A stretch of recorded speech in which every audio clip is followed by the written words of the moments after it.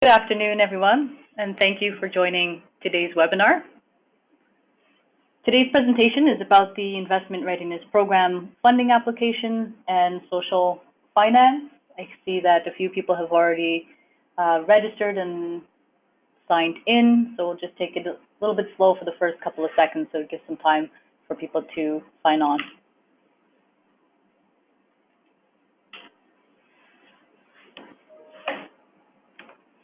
So before we get started, I just want to give everyone a few moments to make sure their sound quality is connected and they're properly connected.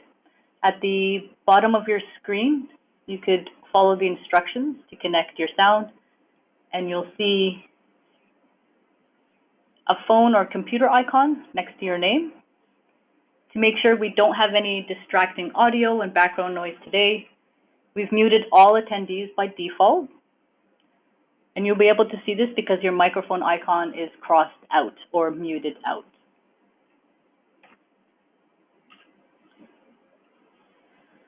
So to get started, we're encouraging all attendees to type in their name, tell us a little about yourself and the organization that you are working with, and just let us know where in Canada you're dialing in from.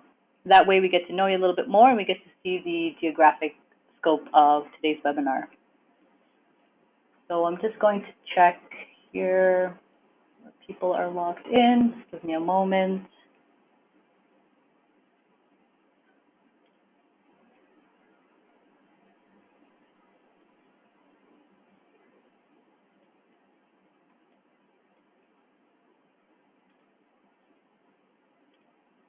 Sorry about the delay there. I think people are still logging into the webinar. So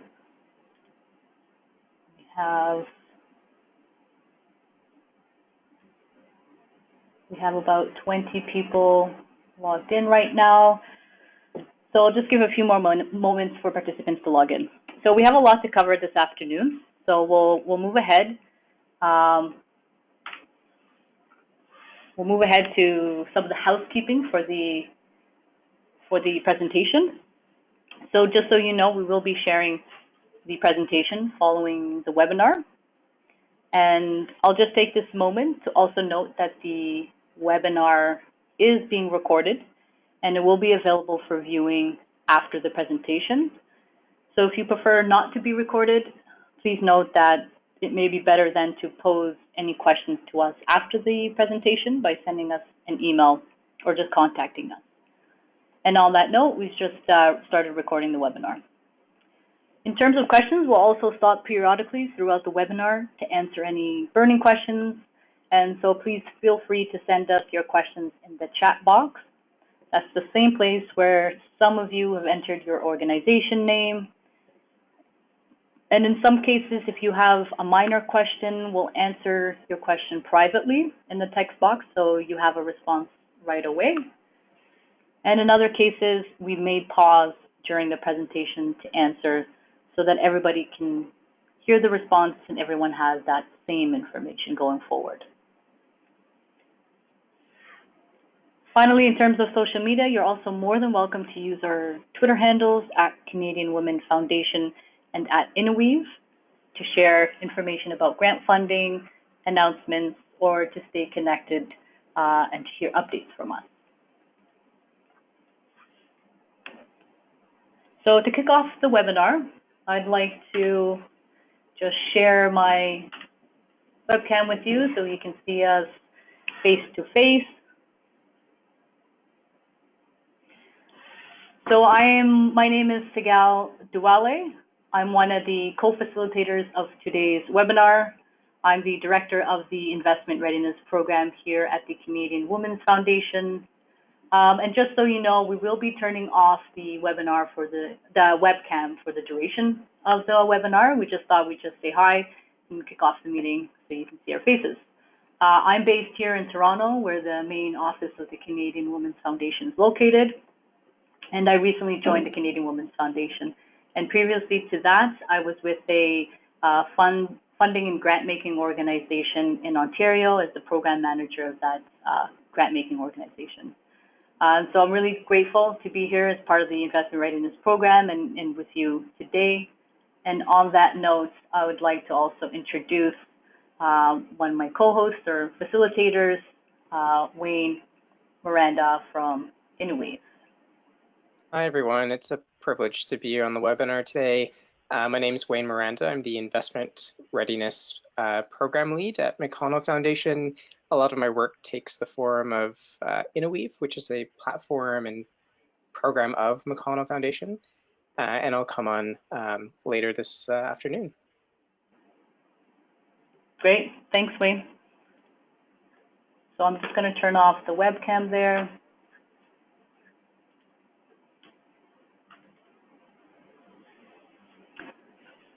Okay, so I'd like to start this webinar by first acknowledging that many of us are located in traditional, ancestral, and unceded territory. We want to recognize the role that the First Nations, Métis, and Inuit peoples have played and continue to play as guardians of the land and waters upon which we gather today.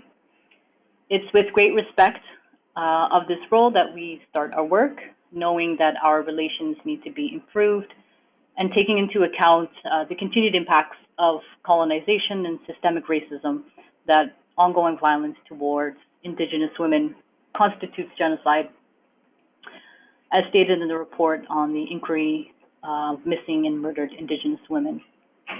And for the Canadian Women's Foundation in particular, it's important that we really state this because our work as we move forward is being influenced and adapted according to the calls for action from both the Truth and Reconciliation Commission and the Inquiry on Murdered and Missing Indigenous Women. And that's important for all of us here at the Foundation to think about how our work and our relationships can be improved and can increase in scope with this acknowledgement and understanding of the history or the truth of the history of Canada and the truth of the ongoing relations between its governments and First Nations, Métis, and Inuit people. So for today's webinar, the roadmap will take about an hour. This includes time for questions. We have just went through some of the introductions, and I'll switch over to my co-host Wayne from Innoweave, who'll be talking about the larger $1.5 billion social finance fund to set some context. Then we'll switch gears and talk about the Investment Readiness Program and funding application. Then we'll cover some of the next steps for the application process and what's coming up in terms of webinars. And just to reiterate, we will pause throughout the presentation to answer questions, so feel free to post those questions in the chat box. And if we can't get to all of them, we will, again, have time at the end of the webinar to answer some of those questions, and as well, you can always contact us after the webinar. So as you know, the Canadian Women's Foundation was set up in 1991 to fill a gap for women's philanthropy, and seeing that in spite of what might be legal or what appeared to be in law reforms that guaranteed women's equity and equality, in reality, at the time, this wasn't happening. So in 1991, the foundation was established to gather important resources that would be made available to organizations working across 4 key areas. And these 4 key areas include preventing gender-based violence, alleviating poverty and supporting women's economic development, promoting inclusive leadership, and championing girls' empowerment all throughout Canada. And we also have a focus on helping communities or organizations which perhaps have the least access to this kind of philanthropic funding. And we try to make that one of the key criteria with which we look at our work, and we also try to consider the location of the different organizations across Canada. So as we've updated our most recent strategic plan, I wanted to share with you some of those key priorities to provide some context. Some of the things you have not changed, and we have always focused on philanthropy and investing in women and girls, as well as building capacity for organizations and communities. And so those things are not changing in terms of the strategic priorities. But moving forward, the Canadian Women's Foundation is also taking part in a much bigger role in looking at advocacy and ways to mobilize on multiple levels for societal change and to get closer to gender equality. And we're also working to amplify national conversations through our thought leadership, which includes members of our senior executive team being present at multiple types of tables and discussions so that the information about how to gather our strengths in terms of women's equity can be shared throughout bigger and bigger circles of influence across Canada.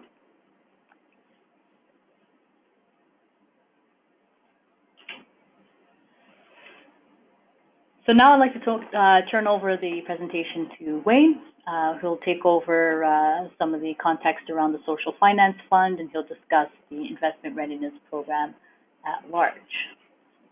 All right, thank you. Thank you so much, Sigal.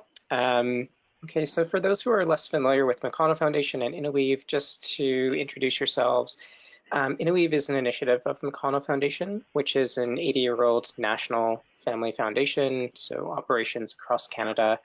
Innoweave has been around for about 7 years now and has worked with over 1,000 organizations to link them with new approaches, so adopting social innovation approaches and providing coaching and mentorship so that those approaches can be smoothly adopted.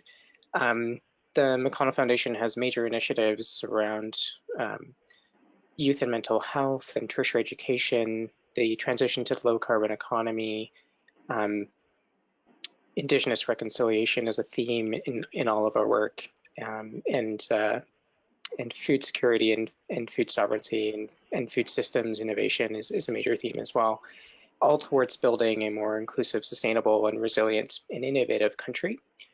And today, though sort of Innoweave has 10 different coaching streams from collective impact and social enterprise and developmental evaluation and several others, we're just going to focus in on one of those approaches, which is social finance and investment readiness in particular.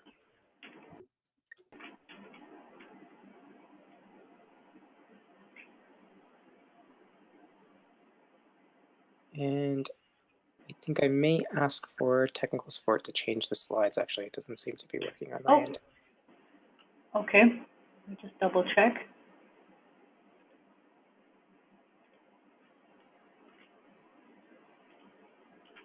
I think you should have access, Wayne, to change the slides now. Okay, all right, I'll give that a try. All right, so to continue on, since we're talking about social finance, I think it's always helpful to start off with a definition of sorts. And this definition is not meant to be a be-all, end-all. Social finance can mean a lot of things to a lot of different people, and there's no right way of defining what social finance is.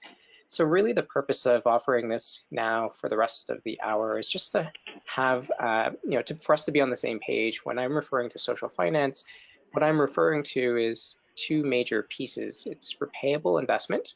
So I'm talking about loans, I'm talking about equity investments or mortgages or lines of credit or revenue share agreements. There's many different forms of repayable investment, but it is all with the purpose of taking money now to run an activity and expecting to, or even going as far as making a promise to repay that money at some point in future.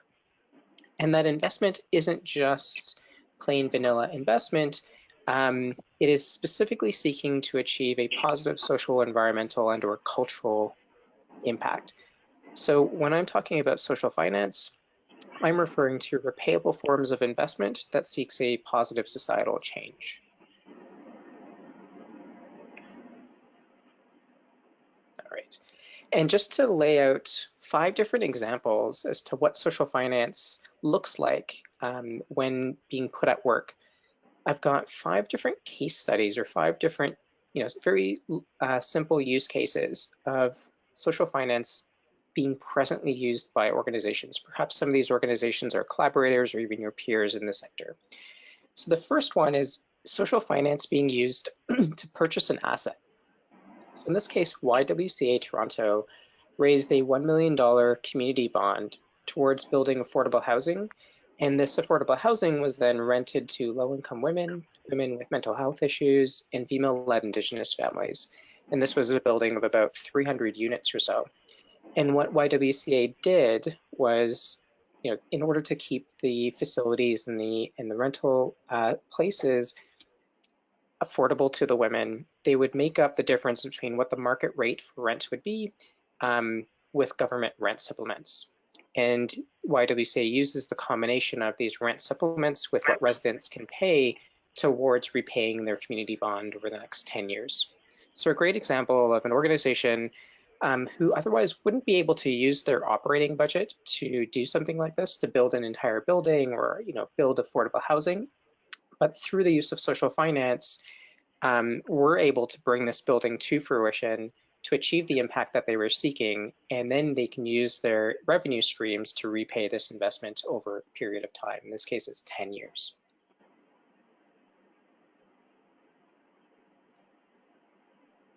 Okay, sorry, I went too far there. Another example of social finance at work is sort of two examples of cash flow financing. So in plain English terms, what this could look like is being able to spend now in order to generate a revenue later. So this example is Center 3 for Print and Media Arts, which is actually led by two female co-founders in Hamilton. And they raised a $35,000 loan to hire a development officer. So they've essentially built out their fundraising capacity.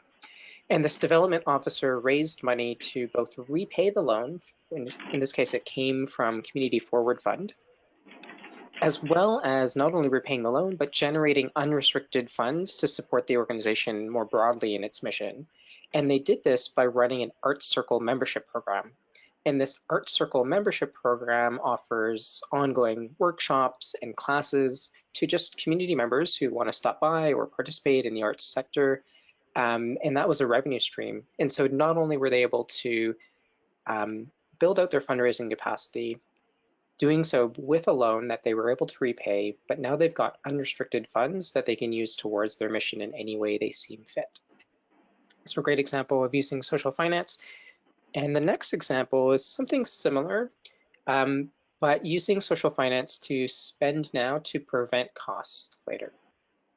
So let's see if we can.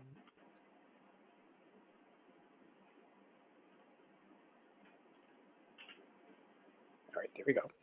So Southern First Nations Network of Care raised $2.6 million of repayable investment to connect at-risk Indigenous mothers with birth helpers, so doulas. And the aim here is to prevent babies from spending time in the child welfare system during their first year of life. And in so doing, this actually prevents healthcare costs. And that prevention of costs isn't, in this case, accruing to Southern First Nations Network of Care. It's not accruing to that implementing agency, but those costs are accruing, or those savings rather, are accruing to the government of Manitoba. And so in this case, the arrangement is if this program actually achieves some agreed upon and specific results that are verified by a third-party independent agency, then the government of Manitoba will repay back their investors. So in this case, Southern First Nations Network of Care raised external investment. McConnell Foundation happens to be one, and there are other foundations that were contributing as well. They ran their program to achieve a specific impact. In this case, it's sort of preventing babies from spending time in the healthcare system, and that allowed the government of Manitoba to generate savings over a period of time. And the government of Manitoba in this case wasn't in a position to say perhaps maybe afford this program up front, so they couldn't just fund the program from the get-go. But through the savings being generated, they then had enough money to be able to repay the program. And so if the program achieves those results, the government will have the money to repay the investors. So the last two examples are examples of sort of cash flow financing. It's examples of where social finance can be used to fill a little cash flow gap. It's a timing issue. The next two examples are examples of social finance that are building social enterprises, which is using business principles to achieve a social, environmental, or cultural impact. Excuse me. So the Old East Village Grocer is actually owned and operated by a registered charity. In this case, it's ATN Access for Persons with Disabilities. They're based out in London, in Ontario, and they've raised a $100,000 repayable startup loan from Verge Capital. And what Old East Village Grocer does is they've trained and employed people with disabilities, so people facing barriers to employment, and they've operated now a community grocer, and this grocer has multiple different impact dimensions. So the first one is that they're creating employment for people facing barriers to employment. They're also offering local, affordable, and nutritious food, organic food, and they're doing so in an underserved neighborhood. So a lot of great impact metrics here and dimensions, all enabled by this initial repayable startup loan. And Old East Village Grocer uses the grocery revenues to repay back their startup loan over time. So a great example of not being able to do this without an operating budget or without a startup loan to kick this off. And the last example that I'll talk about is using social finance to scale up an existing social enterprise. So there we go. Oh, sorry, I lied. There is another example of social enterprise. So Rhythm is an example of a social enterprise that's actually in the arts and culture or music sector in Alberta. They actually teach K-12 students about music and community building, and those are intertwined. They've raised investment from Social Enterprise Fund based in Alberta, and they financed the purchase of instruments and as well began the offering of online teacher training so that this program could be expanded. And they use the workshops and the training revenues to repay back their investment from Social Enterprise Fund. And then the last example that I'll share is an example of scaling an existing social enterprise. There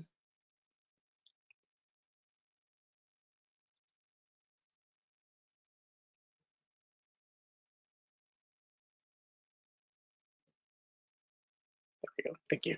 All right, so the last one is Common Good based in Alberta. Common Good employs people facing poverty through a commercial sustainable laundry service. So they began quite humbly in the basement using just a washing machine of a local homeless shelter. They raised expansion capital about a year and a half later after starting, and they used that expansion capital to purchase a commercial laundry plant. In so doing, they inherited a client list, and so they took on those new clients. And their entire mission was to create employment opportunities for people facing barriers to employment. In this case, it was poverty. And so using that expansion capital, they were able to increase by 150% the number of employment hours for their staff. And they used the laundry service revenues to repay back their investors.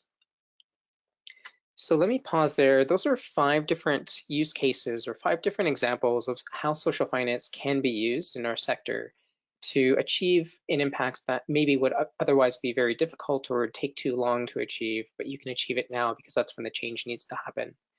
So let me check the chat box if there's any questions. If you do have any questions about any of those examples, feel free to type them in the chat box and we'll try to respond as quickly as we can.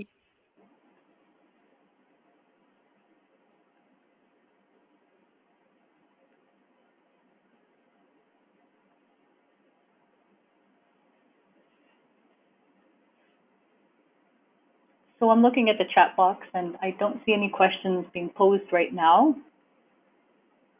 All right, so yeah, let's go forward.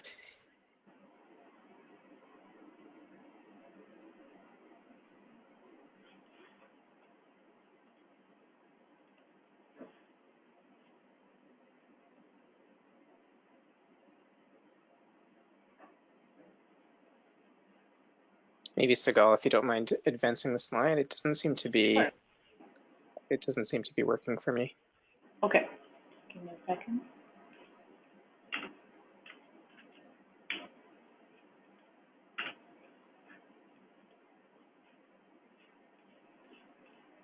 There we go. All right, perfect. Thank you so much. Okay, so let's go forward onwards. Thank you for your patience. All right, so let's talk about this $1.5 billion social finance opportunity.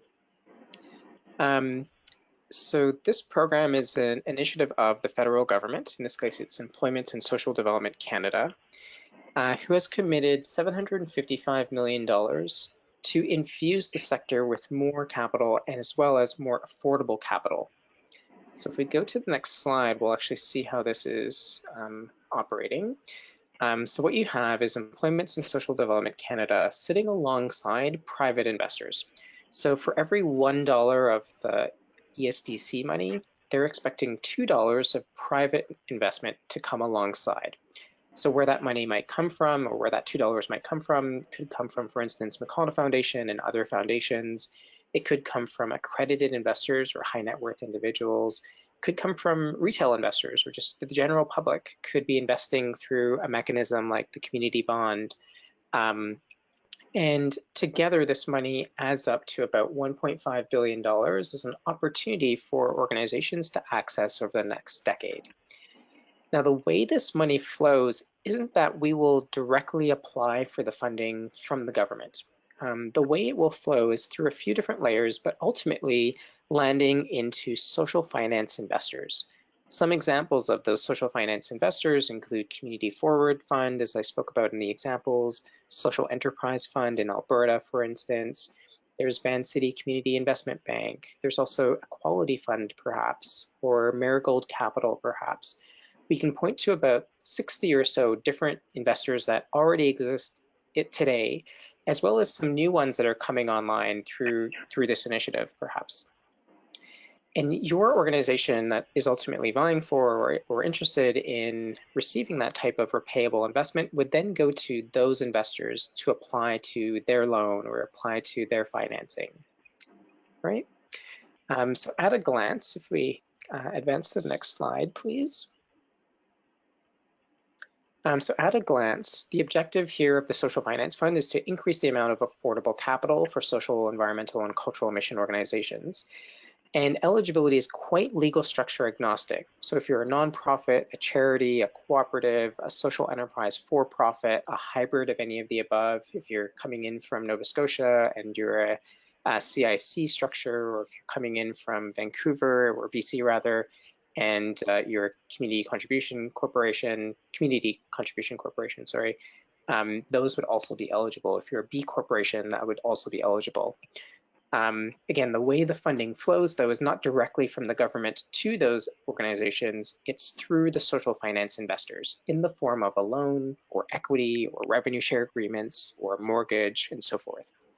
And one good thing that you can look forward to in this initiative is that if you were to go into, say, a retail bank like a RBC or a TD or perhaps even your local credit union, if you're accessing a loan for a charity, for instance, you might be seeing 7, 8, 9, 10% interest on that loan.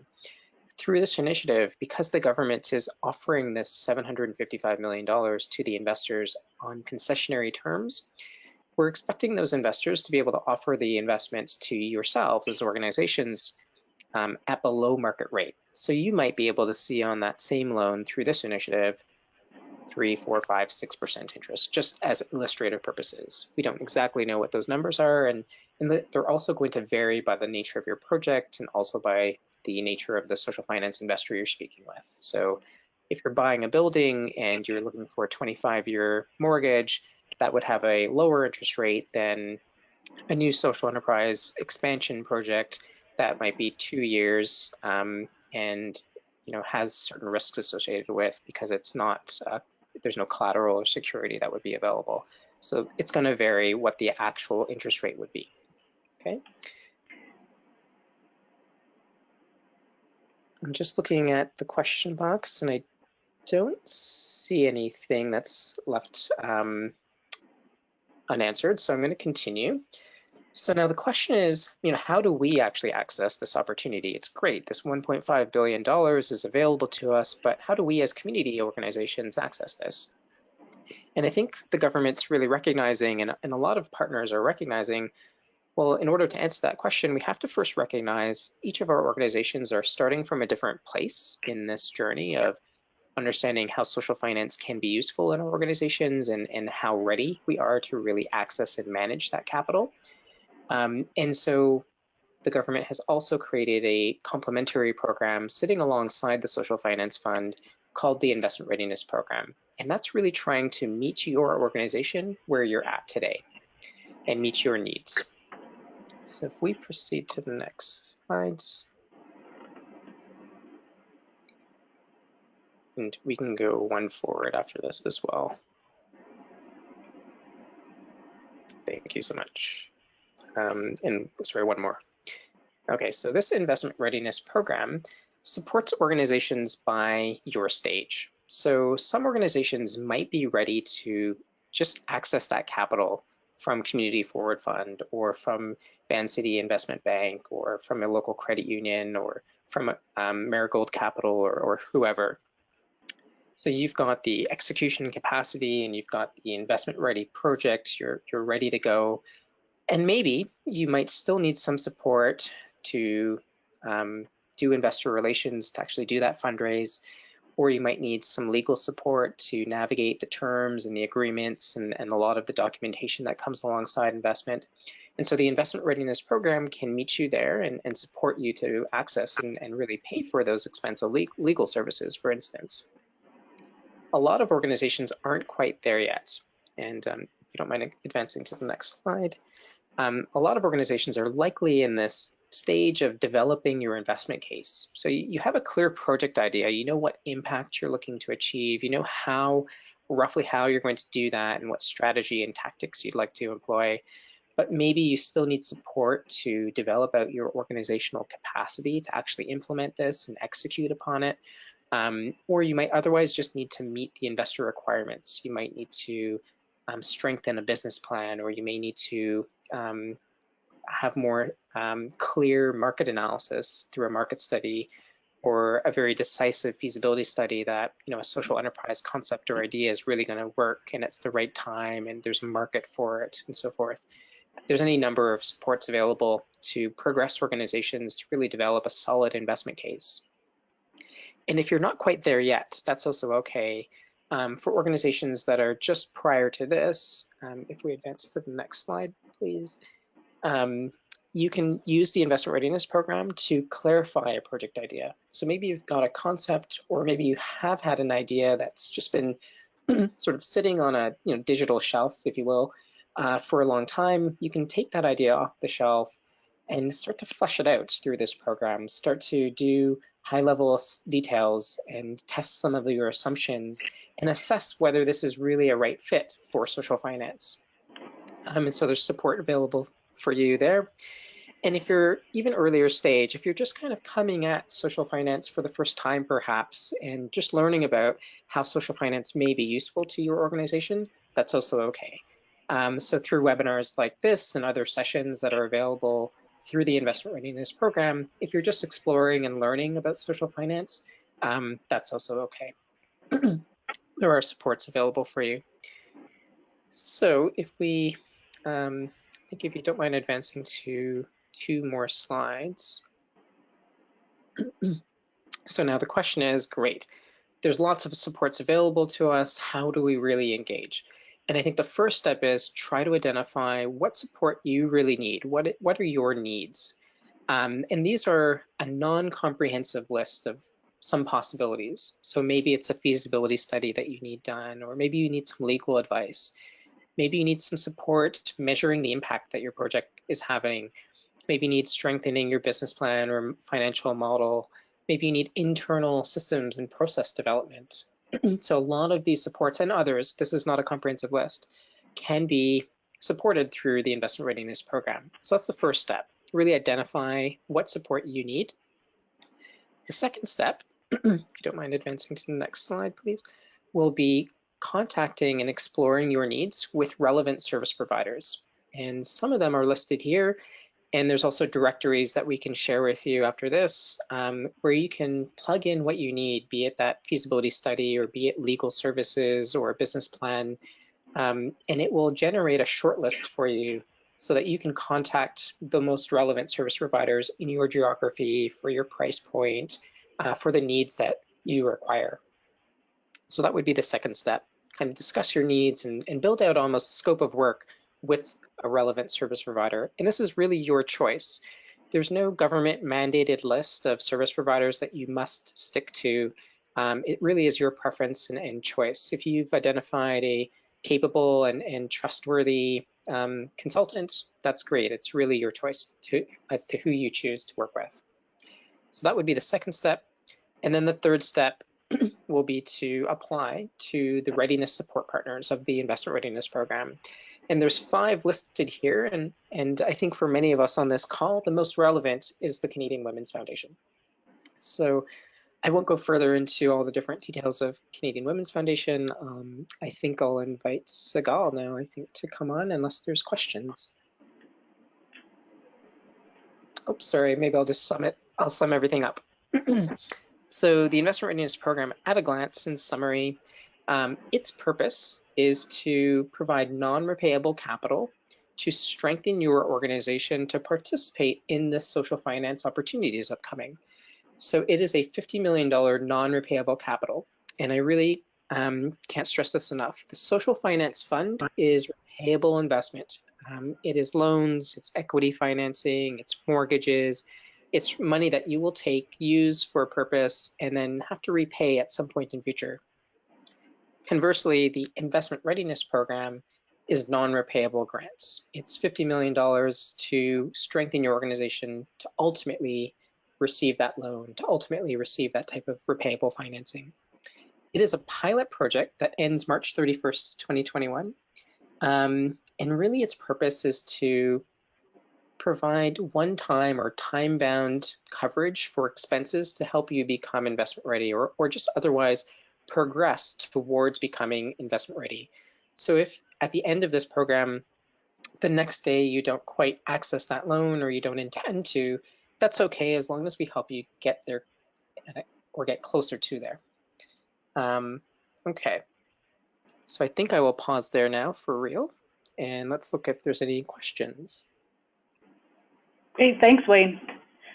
So there is a question. One of the questions that came up here is, does this program apply to a marketing cooperative? And as Wayne mentioned, there are 4 other funding partners for the Investment Readiness Program. So for a marketing cooperative, you would not apply to the Canadian Women's Foundation for funding on the Investment Readiness Program, as we fund charitable organizations and qualified donees, or nonprofits with charitable status that partner with a charitable organization. So as a marketing cooperative, the best avenue may be applying to Community Foundations of Canada, one of 5 readiness support partners and their regional foundational partners, which they, as Wayne mentioned, provide funding to a range of social purpose organizations, from for-profits, social enterprises, nonprofits, charities, as well as marketing co-ops. I'm just checking if there are any other questions. We have another question here that says, is this a loan or a grant? The answer is it's a grant. So this is not a loan, this is non-repayable.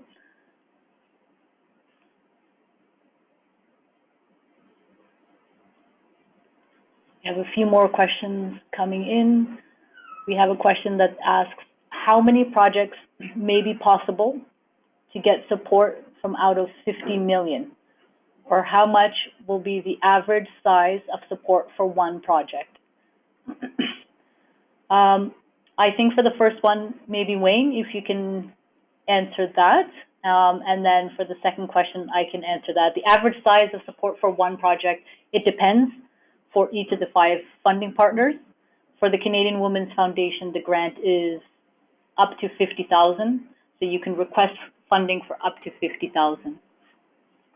Yes, and just to complement Sigal, every funding partner will have different funding arrangements or criteria. So, for instance, in Quebec, Chantier de l'économie sociale is the funding partner. They have an open call. You can apply for anything less than $100,000 at any point between now and March 31st, 2021, effectively.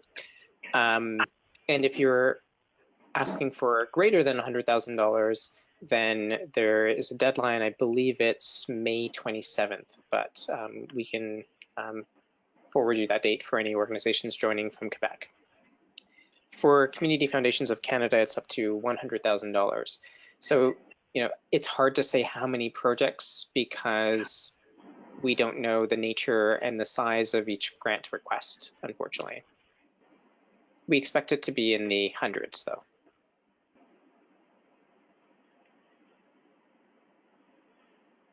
Okay, great. We're just looking at some more questions that are popping up. We have a question here that says, is access to the Investment Readiness Program grant dependent on an eventual loan application? No. A grant through the Investment Readiness Program is not dependent on a loan application or an eventual submission for a loan application. The priority for the Canadian Women's Foundation is how the grant funding that you're requesting and how that applies to your organization in terms of where you are in that investment readiness continuum. So the grant is to help support your organization access service supports that Wayne mentioned earlier, or to get yourself prepared for different levels of investment readiness, be it the early stage, the middle stage, or later stages of that continuum. We also have another question here. Can organizations applying to can the organizations applying be an upcoming new organization, or does it need to be one that's been existing or working for a couple of years? For the Canadian Women's Foundation's grant program, no, there's no priority in terms of if your organization is relatively new, as opposed to an organization that has been existing or working for a couple of years.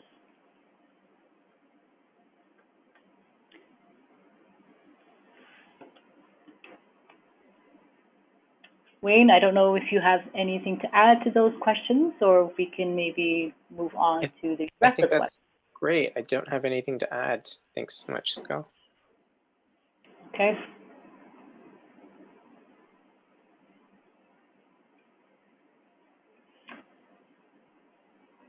Okay, so next up, we'll move on to the next section of the webinar and discuss some of the key points of the application process. As you know, we have our current funding cycle open. It was open as of February 24th, and applications will be due as of April 3rd. So that'll give about 6 weeks to organizations to apply and get the supporting documentation that's required. We'll also have another funding cycle open in the fall, likely in early September of this year. And just to note that the application is a single stage process, not a dual stage process in some grant programs where there's a letter of inquiry or letter of intent followed by a request to submit a full application. So for this grant cycle and for this grant program, for the Investment Readiness Program, it is only a single stage process in one application. Once you register to the online application system, you'll have full access to the application and you can get started in filling in the application from there. So for this particular funding cycle, we've allocated approximately $1 million of funding to approximately 20 organizations that can request up to a maximum of $50,000 per project. And just to note, the grant is a one-time investment. It's a one-time grant. It does not need to be paid back, as Wayne mentioned earlier, to the Canadian Women's Foundation. The premise of the funding for the Investment Readiness Program is to provide organizations with this one-time grant in order to access the service supports that will eventually bring you closer to being more investment ready and closer to accessing social finance at some future date for your organization. And in terms of timelines, all applicants will be notified, whether successful or not, in July of this year.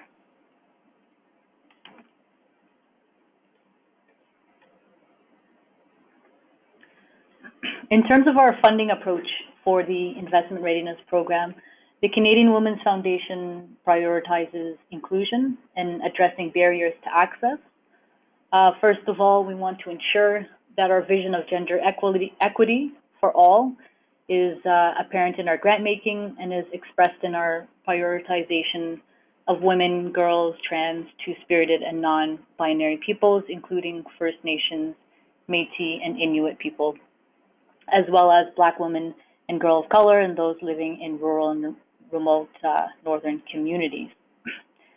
In addition to those who identify as two-spirited LGBTQI+. Particularly because these these groups and communities are, in most instances, those who experience the most serious levels of discrimination and often have the least access to funding and support. So we want to make sure that the programs are not only available to these communities, but that the leaders of the programs also reflect the people who they're directly working for, and that the people who are in need of the service aren't just consulted, but are also involved in how those services are designed and delivered, so that there's a complete kind of circle of influence and support around individuals and communities that have particular needs, so that it represents who they are and where they're coming from, and that it's not really a top-down approach, but very much a grassroots approach. So I also want to make sure that it's very clear that the foundation's approach to funding, or this foundation approach to funding, also applies to our investment readiness grant program as well.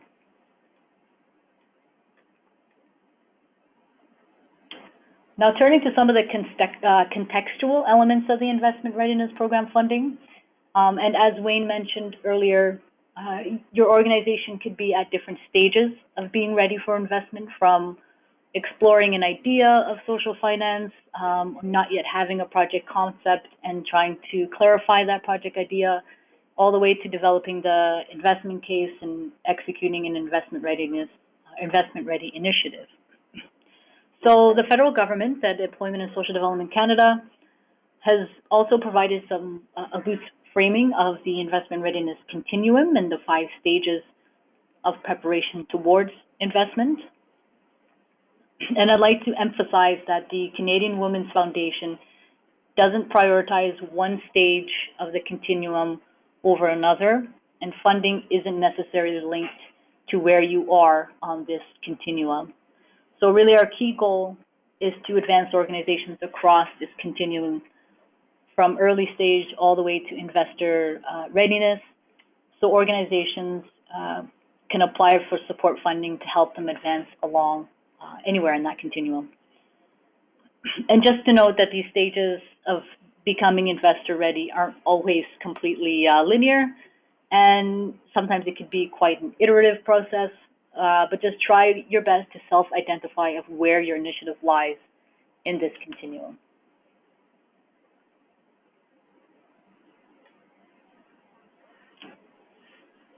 Okay, so turning now to some of the documentation that's required for your application. This grant documentation information is also available on our website, but in the application we do ask a set of specific questions, some being an overview of your organization, including your charitable or qualified donee number. We'll also need your organizational partner info if you are applying in partnership with another organization that has charitable status. It's very important to be aware that applicants under the Investment Readiness Program at the Canadian Women's Foundation must be a registered charity or an incorporated nonprofit organization with a valid charitable number, or a First Nations band or municipality that's designated as a qualified donee. So if you're an incorporated nonprofit that doesn't have charitable status, we can consider an application if it's in partnership with another organization that is a charitable organization that has a mandate that's relative to your project.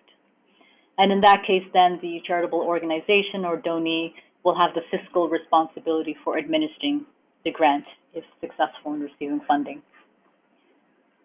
I just want to point out that as you're completing the application, there's also plenty of room to describe your social purpose, social innovation initiatives. So that's really where you can detail the initiative that you're applying for funding with. You'll also have an opportunity to indicate what kind of service supports you need to access in order to advance along the investment readiness continuum. Also, there will be a very detailed proposal section to elaborate on the purpose, activities, and some of the key partnerships of your initiative. We have three different documentations to help you complete your application, which is available online, and also once you register, you'll have access to those documents. And in the webinar itself here, you can download the specific guidance documents, the grants criteria, and then the frequently asked questions document as another guided document to help you through the application process.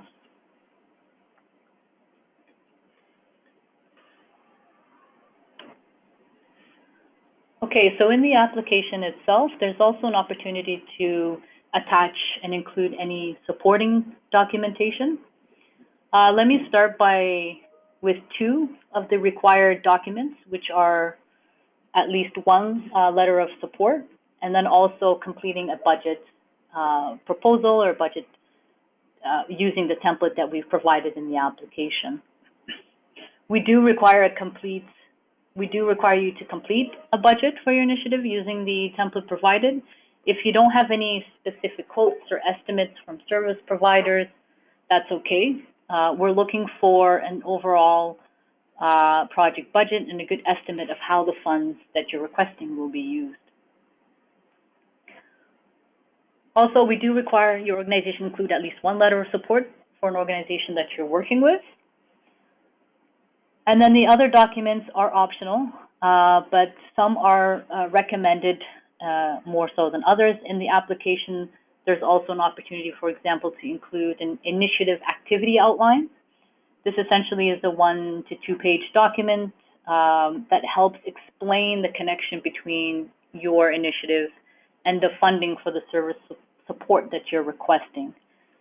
As Wayne explained earlier, the idea of granting is to provide your organization with a service that will improve your readiness to be able to access social finance at some future date. And in the meantime, if there's an ongoing project, a social enterprise initiative that's in line with that service, you don't necessarily need to explain that initiative in detail, but rather the focus of the application is really on this service support that you're asking for and why that service support is important to move your organization along towards becoming more investment ready. However, there's ample opportunity to include supporting documentation that you like. You can include infographics, you can include flowcharts or summary tables, anything that'll help us see the connection between your initiative and some of that service support that you're asking for funding.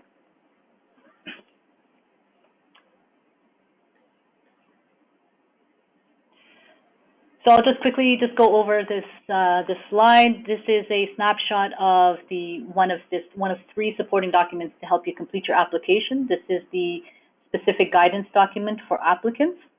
Again, you can download that from our website.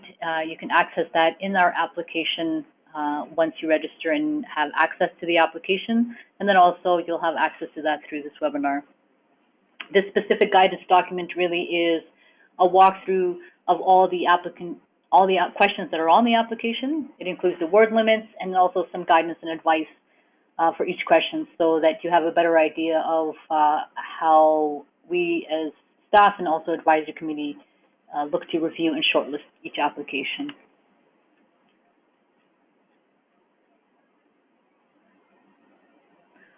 I just quickly also want to point out that there are in the grant guidelines some eligible and ineligible item guidelines. One of the key things to highlight is that there are certain items that the Canadian Women's Foundation does not fund. For example, fundraising events or conferences or any projects outside of Canada. Also, projects have to be solely or primarily focused on women, girls, trans, and two-spirit and non-binary peoples. And there's also been the question about for-profit organizations. The Canadian Women's Foundation does not fund profit-based organizations. However, there are, as we mentioned, other funding opportunities for the Investment Readiness Program through our partners at community foundations, NACA, Chantier de l'Économie Sociale in Quebec, and also the National Association of Friendship Centers.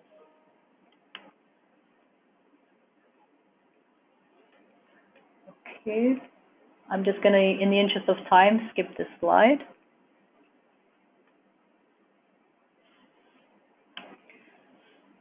Okay, great. So in terms of the next steps, as you are working away on your application, to give you an idea of the timeline, the application is due on April 3rd.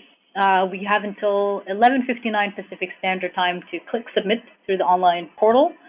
The completed application will be reviewed by our adjudication team. It's made up of staff and advisory committee members, which consists of 14-person committee that has expertise in a range of fields, from women serving and women-led community advocacy and development to social enterprise, social finance, gender equality, and impact investing.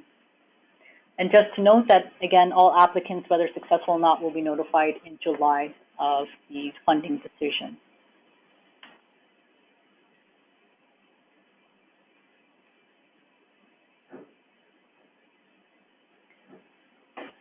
And just to note, in terms of next steps, we do have another webinar coming up on March 12th. We'll be co-hosting that with Innoweave and Wayne. In this webinar, we'll dive a little bit deeper into social finance and provide some added advice for the application. So you're more than welcome to join this webinar as well.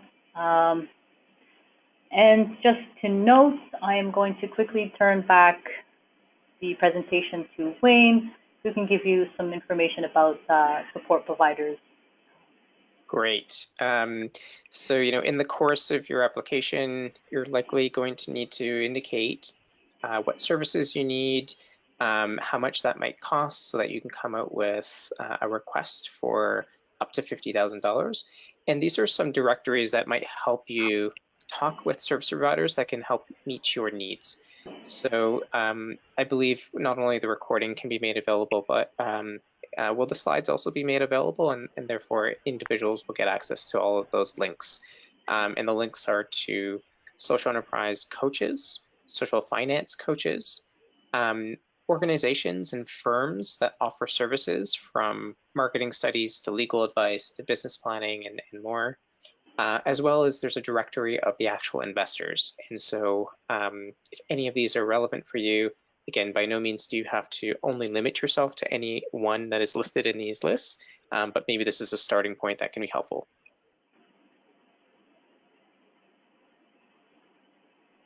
Great. So as we get to the end of the webinar, we have some time for questions. I see that some questions were posed in the chat box and some were answered. Wayne, are there any that in particular you wanted to pull out and maybe share with the group?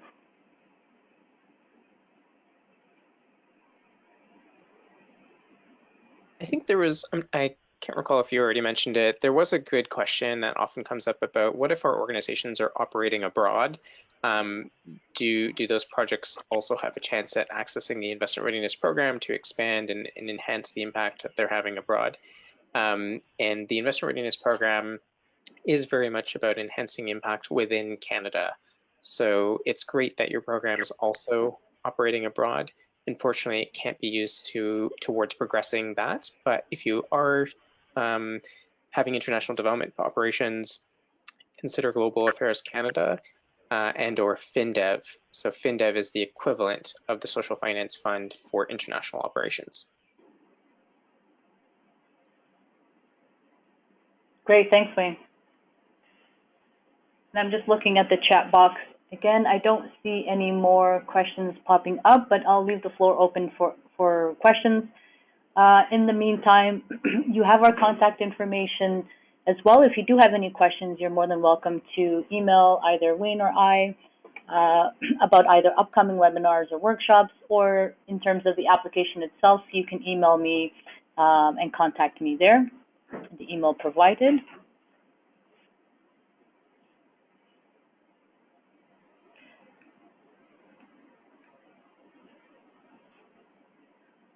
I'm just looking at the question box for the last minute here.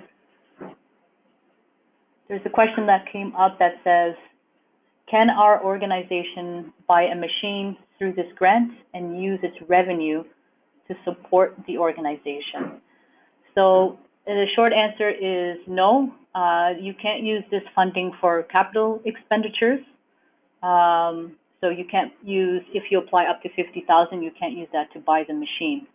But there are other funding partners, particularly Community Foundations of Canada, for example, where this may apply to, but I think Wayne can clarify that a little bit more. I don't know if capital expenditures are eligible with funding from Community Foundations of Canada.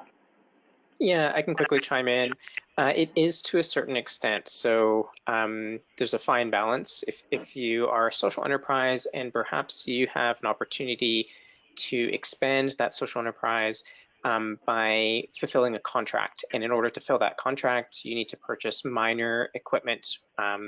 So maybe it's a cafe and you have a catering contract upcoming and you need to purchase a blender, or you need to purchase a food processor or something like that. That would fit because it's relatively minor. What you wouldn't be able to do is outfit an entire commercial kitchen, for instance. So that would be considered quite major. So it is a fine balance. Perhaps there's some gray area in there, but Community Foundations of Canada can allow for some amount of capital expenditure. Great, thanks, Wayne. And we have a couple more questions. We have one that asks, can you spend this fund in salary or wages? For the Canadian Women's Foundation, yes, you can use a portion of your grant funding towards salary or wages if it's incremental. And it also has to be related towards the social initiative or project that you're applying for. So it cannot be for a project outside of what you're applying for, but a portion of that grant funding can be used for salary. And we also have a question that says, is a charity that was just recently formed, can they apply for funding? The answer is yes. New charities can apply for funding to the Canadian Women's Foundation as long as you have registered charitable status and a registered charitable number from the Canada Revenue Agency.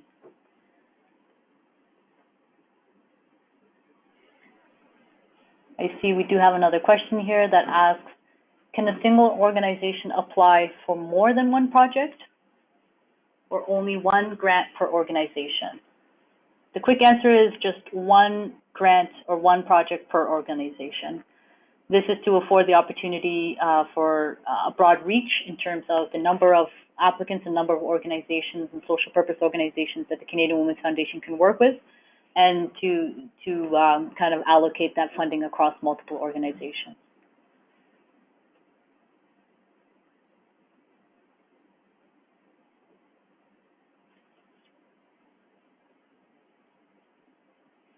And I'll take just the last question, because we are a little over the webinar here. The question is, if we miss the application deadline, is there another in the fall? Yes, there will be another grant cycle opening up in the fall. I suggest that you subscribe to our newsletter to stay informed about future funding cycles for the Canadian Women's Foundation. So great. On that note, I just want to wrap up the webinar, and I want to thank Wayne from Innoweave for joining and sharing his expertise and support, and also would like to thank the Government of Canada for providing funding for the Investment Readiness Program. And just one last reminder that the applications are due on April 3rd, so get that information in as soon as you can, and please feel free to send us an email if you have any more questions. Our contact information is listed there, and also review the supporting documentation that's provided on the website.